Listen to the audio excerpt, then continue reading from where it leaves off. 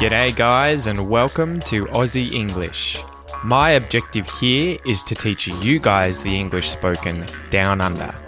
So whether you want to speak like a fair dinkum Aussie or you just want to understand what the flippin' hell we're on about when we're having a yarn, you've come to the right place. So sit back, grab a cuppa and enjoy Aussie English.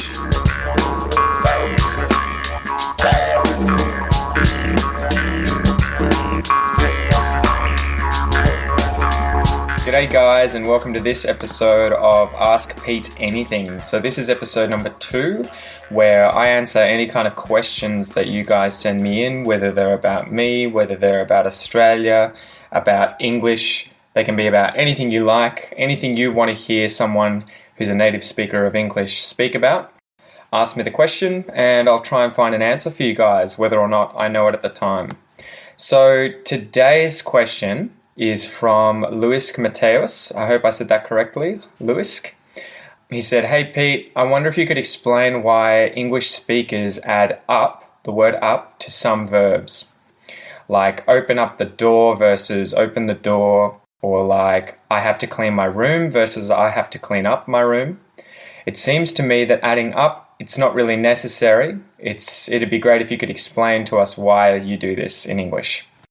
All right, so initially, this was a really difficult question. I couldn't, off the top of my head, at least in those examples, explain the difference between clean up and clean and open up and open before I asked a few friends and before I posted the same question on a few Reddit sites, so linguistics and language learning, because they're always full of other people who either are learning English or speak English and other languages and can answer these sorts of questions. So I put them up there because I was having a bit of trouble finding the answer and I was Googling it and it was really hard. The only things I could really find when I was Googling why do we add up to verbs, etc., it just kept giving me lists of phrasal verbs with up, which I know, but it wasn't telling me why we do it.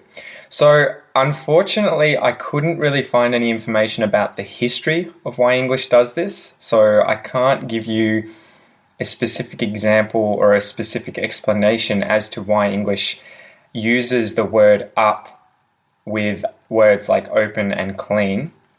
However, when I started thinking about it and when I was chatting to some other people about this, it became obvious that you can use open up the door and open the door in this case to mean exactly the same thing, open the door, and clean your room and clean up your room pretty much mean the same thing. So in these cases, using the word up doesn't really change anything, so you may be right. It's not really necessary, but there are examples where you would say open up and clean up that actually mean things that you can't say with just the verb alone to open or to clean. When you have phrasal verbs like this, they can overlap with that root verb, so open up and open. They can overlap in meaning where you could use the two interchangeably, like open up the door, open the door, clean up your room, clean your room. But there are a lot more examples where you can't use them interchangeably. So you could say, I'm going to open up the house and let some air in. So that would mean more like you're opening up all the doors and letting in the outside world. So if you open something up, in this case, it's kind of like you're exposing it to the outside elements, to the sun, to the light, to the air outside, and you're letting it in. But you couldn't say, I'm going to open the house. And you could say that, but it wouldn't have the same meaning to it, opening up the house versus opening the house. The same with clean and clean up. If you clean your room, this kind of gives me the idea that the room is messy and you're making the room less messy. Whether or not you actually completely clean the room where there's no more mess, or whether you just clean up a little bit of the mess, you could use in both those cases, you've cleaned your room.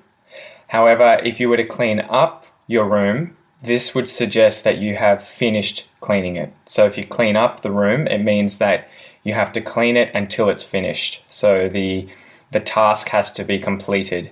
And that's what the up kind of conveys there. Another example someone gave me was saying, for example, if there's a lot of crime in the city, Batman, he's fighting crime and he wants to clean up crime. You could say, I'm going to clean up crime, but you could never say, I'm going to clean crime. That doesn't make any sense. What else? Open up, again, so you can say, like open up a box. I'm going to open a box, so I'm going to open up a box.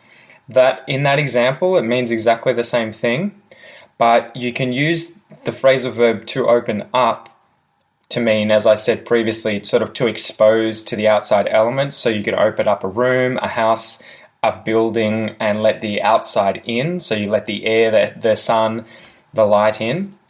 But you can also open up to someone. And if you open up to someone, it's kind of like you're opening up who you are. You're being a little more honest. You're telling them private things about you. You're being a little more vulnerable. If you open up to someone, it means you're sort of telling them things you wouldn't tell most other people because you're opening up to that person. You're opening up what you keep inside of you. So you're opening yourself up, your personality, your secrets, whatever it is, that's opening up in that sense. But you could never say, I'm going to open to someone or I'm going to open myself to someone. You have to use the up in that example. And I mean, there are other verbs too, like build up.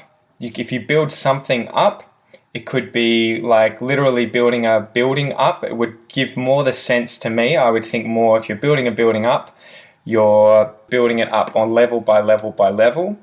Whereas if you're building a building, it just means that you're constructing it, but it isn't that sort of, it's getting taller, it's getting higher idea.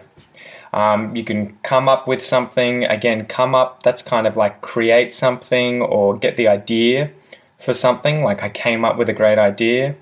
It came to me.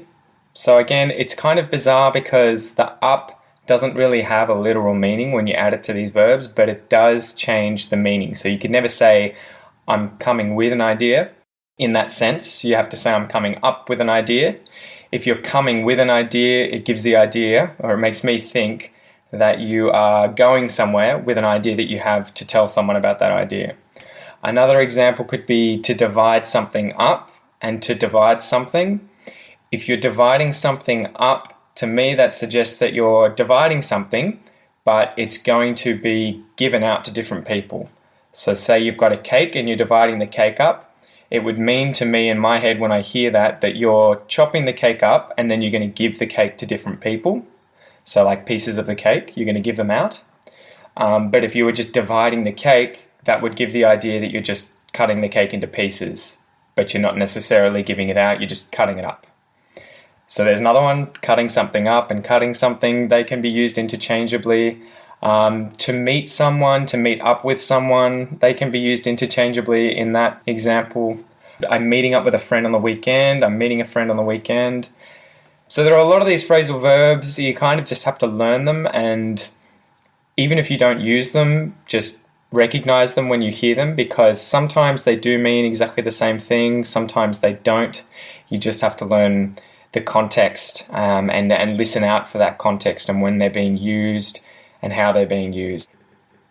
The most simple explanation I can sort of give you at the end here to think about it is that it may seem unnecessary at times, but often the phrasal verbs that use that extra preposition or articles, such as up, like open up and clean up, will have other examples where you can use those words, those phrases, those phrasal verbs, but where you can't actually use the single verb like to open or to clean. So that's my explanation for that. I hope it helps. If any of you guys have any other questions and you want me to do an Ask Pete Anything episode on them, then please send me your questions. Again, they can be about anything you want me to talk about. Send me your questions, I'll look into it and I'll try and answer them as soon as I can. All the best, guys.